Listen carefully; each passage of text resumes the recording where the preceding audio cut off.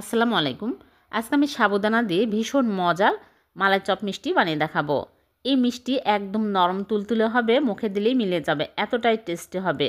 আশা করছি আপনাদের সবারই ভালো লাগবে। ভালো লাগলে লাইক কমেন্ট শেয়ার করে দেবেন। তাহলে চলুন রেসিপি শুরু করি। প্রথমে সাবুদানা সিদ্ধ করে নেব। এর জন্য চুলায় আমি আগে থেকে প্যানে পরিমাণ মতো পানি দিয়ে পানি ফুটিয়ে নিয়েছি। এখন আমি 1 কাপ সাবুদানা দিয়ে দিলাম। সাবুদানা দিয়ে আমি নেড়েচেড়ে সিদ্ধ করে নেব।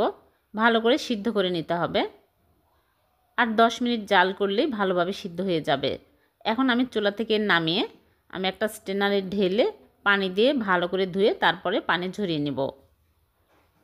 ভালোভাবে পানি ঝরে আসলে আমি একটা বাটিতে নিয়ে নিচ্ছি।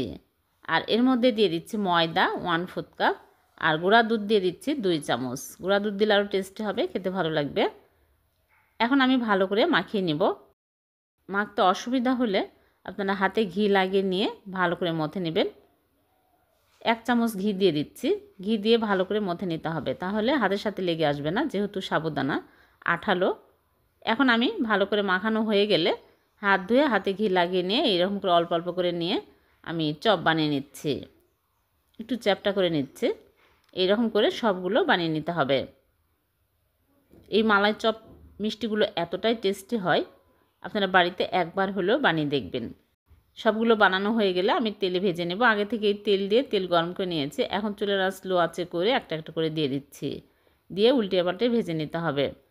বেশি কড়া করে ভাজবো না, হালকা করে ভেজে নেব।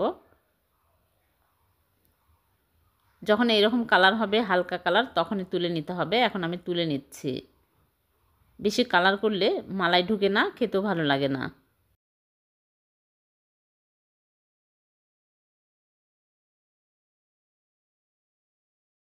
সবগুলো আমি ভেজে তুলে নিয়েছি। এখন আমি এগুলো মালাইতে দিব। এক সাইডে রেখে দিচ্ছি। মালাই তৈরি করার জন্য চুলায় প্যান বসিয়ে দিয়ে দিচ্ছি লিকুইড দুধ 3 কাপ। আমি আগে জাল দিয়ে নিয়েছি। তারপর এর মধ্যে দিয়ে দিচ্ছি এলাচ 3টা, সুন্দর একটা ফ্লেভারের জন্য। এখন আমি চিনি দিয়ে দিচ্ছি 1/2 কাপের একটু কম। চিনি কমিয়ে বাড়িয়ে অ্যাড করতে পারবেন, আর চিনির পরিবর্তে কনডেন্স মিল্কও দিতে পারবেন। এখন আমি নেড়েচেড়ে জাল করে ভালোভাবে বলক তুলে নেব। ভালোভাবে বলক চলে আসলেই মিষ্টিগুলো দিয়ে দিচ্ছি। মিষ্টিগুলো দিয়ে আমি ঢেকে হাই হিটে জাল করব 10 মিনিট। মাঝখানে আমি একবার নেড়েচেড়ে দিয়েছি।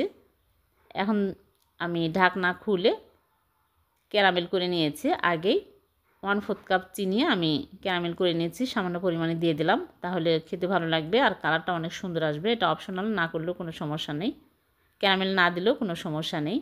দেখুন অনেক সুন্দর কালার আসছে। এখন আমি 10 মিনিট জাল করার পরে চুলা থেকে নামিয়ে নিচ্ছি। চুলা থেকে নামিয়ে ঢেকে রেখে দেব 2 ঘন্টা। 2 ঘন্টা পর আমি মিষ্টিগুলো সার্ভ করে নিচ্ছি। দেখুন কালারটা কত সুন্দর আসছে আর দেখতে অনেক লোভনীয় হয়েছে, অনেক নরম তুলতুলে। এখন আমি সার্ভ করে নিচ্ছি। হয়ে গেল সাবুদানার মালাই চপ মিষ্টি। এভাবে বানিয়ে দেখবেন, খেতে কিন্তু অনেক টেস্টি হয়।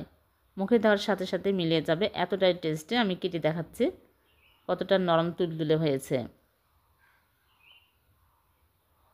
ভিডিওটি যদি ভালো লেগে থাকে লাইক কমেন্ট শেয়ার করতে ভুলবেন না। আর এরকম সহজ নতুন নতুন রেসিপি পেতে চ্যানেলটিকে সাবস্ক্রাইব করে চ্যানেলের সাথে থাকবেন। আর পেজ থেকে দেখে থাকলে পেজটিকে ফলো দিয়ে রাখবেন। আবারও দেখা হবে নতুন কোনো রেসিপিতে। সে পর্যন্ত ভালো থাকবেন। আল্লাহ হাফেজ।